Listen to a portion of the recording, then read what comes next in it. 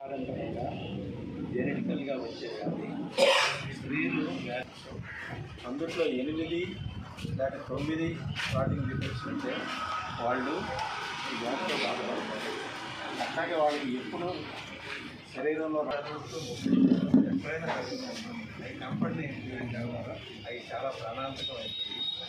వీళ్ళు సరైన వైద్యం వాళ్ళు కూడా అమ్మలాగానే పనిచేస్తారు. అందరిలాగానే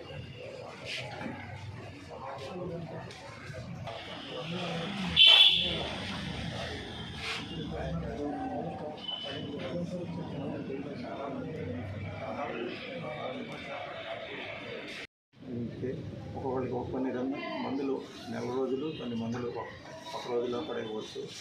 వీళ్ళందరికీ ఇప్పుడు దాకా ఇచ్చే మందులు ఎక్కువగా శరీరంలో నరానికి ఇచ్చుకోవాల్సి వస్తుంది రక్తంలోకి. అది కాకుండా కూడా కొత్త రకం మందులు వస్తున్నాయి. ప్రభుత్వం వారు కనుక స్పందించి వీళ్ళు సహాయం చేస్తే వీళ్ళు కూడా వికలాంగులు అవ్వకుండా అందరిలాగానే బతుకుతారు. కాబట్టి హిమోఫీలియా అనే క్లాటింగ్ డిఫెక్ట్ వ్యాధి ఉంది. ఆంధ్రప్రదేశ్లో దాదాపు సుమారు 500 మంది బాధితులు ఉన్నారు. ఈ వ్యాధి గురించి 1993 సంవత్సరం నుంచి ఇక్కడ ఒక సంస్థ సొసైటీగా రిజిస్టర్డ్ ఎన్జిఓగా పెట్టి వీళ్ళందరికీ సహాయం చేస్తున్నాం. ఇది ఇండియాలో దాదాపు 100 శాఖలు ఉన్నాయి. ఢిల్లీలో హెడ్ ఆఫీస్ ఉంటుంది, హిమోఫీలియా ఫెడరేషన్ అని. ప్రపంచవ్యాప్తంగా కూడా కెనడాలో హెడ్ ఆఫీస్ ఉంటుంది. ఇది వంశపారంపరంగా జెనెటికల్గా వచ్చే వ్యాధి. స్త్రీలు వ్యాధివాహకులుగా ఉంటారు, పురుషులు వ్యాధిగ్రస్తులుగా ఉంటారు. రక్తం గడ్డగట్టడానికి 13 రకాల ప్రోటీన్స్ కావాలి, క్లాటింగ్ ఫ్యాక్టర్స్.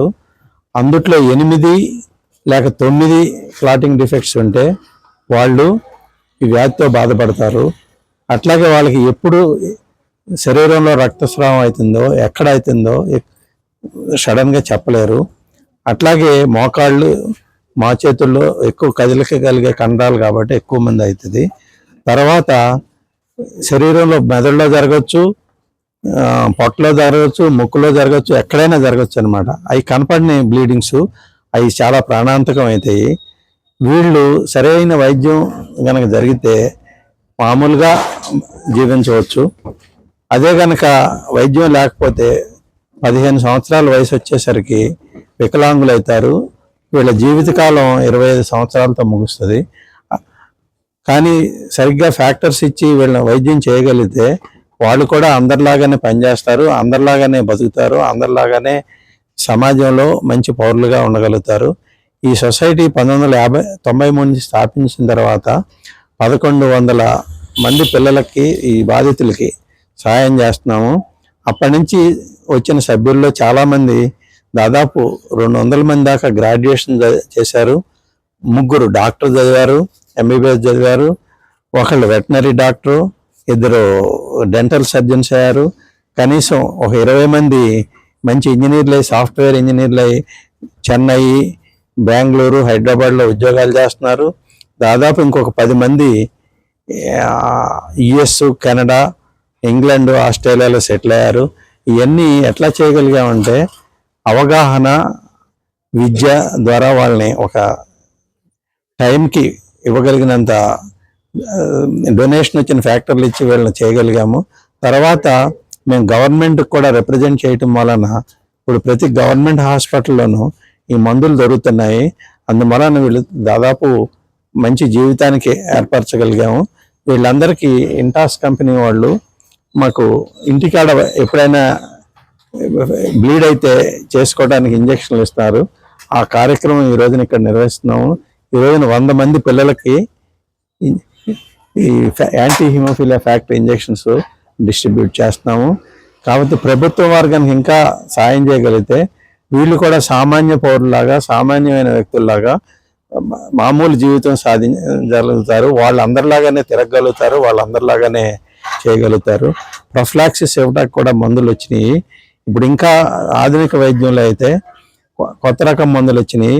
అవి చర్మం కింద, స్కిన్ కింద ఇంజక్షన్ ఇచ్చేది, ఇన్సులిన్ ఇంజక్షన్ ఇస్తే ఒక్కొక్కరికి కొన్ని మందులు నెల రోజులు, కొన్ని మందులు ఒక రోజులో కూడా ఇవ్వచ్చు. వీళ్ళందరికీ ఇప్పుడు దాకా ఇచ్చే మందులు ఎక్కువగా శరీరంలో నరానికి ఇచ్చుకోవాల్సి వస్తుంది, రక్తంలోకి. అది కాకుండా కూడా కొత్త రకం మందులు వస్తున్నాయి. ప్రభుత్వం వారు కనుక స్పందించి వీళ్ళకి సహాయం చేస్తే వీళ్ళు కూడా వికలాంగులు అవ్వకుండా అందరిలాగానే బతుకుతారు. కాబట్టి ఇది ప్రభుత్వం దృష్టి తీసుకెళ్ళి వీళ్ళందరికీ సరైన సదుపాయం, అట్లాగే వీళ్ళకి కనపడిని డిజబిలిటీ ఉంటుంది కాబట్టి దాదాపు 15 సంవత్సరాల నాడే పార్లమెంట్లో బిల్లు పాస్ అయింది వీళ్ళకి వికలాంగుల సర్టిఫికెట్ ఇవ్వాలని. ఆ సదుపాయం రాజస్థాను కొన్ని గవర్నమెంట్లు కల్పించినాయి. ఇంకా మన తెలుగు రాష్ట్రాల్లో ఇంకా రాలేదు. కేరళలో ఇస్తున్నారు.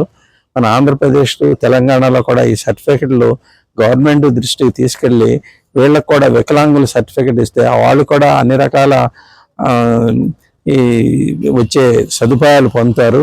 వారికి కూడా మంచి జీవితం వస్తుంది. ఉద్యోగాల్లోనూ, చదువుల్లోనూ అన్నిట్లోనూ రిజర్వేషన్లు దొరుకుతాయి. కాబట్టి పత్రికాముఖంగా మీ అందరికీ వేడుకుంటున్నాను, ప్రభుత్వం దృష్టికి తీసుకెళ్తే మంచి ఉపయోగకరమైన పని జరుగుతుందని. ఇట్లా చేయటం వలన సమాజంలో వీళ్ళని కూడా మంచి పౌరుల కింద చేయొచ్చు. డాక్టర్ మాగంటి ప్రసాద్.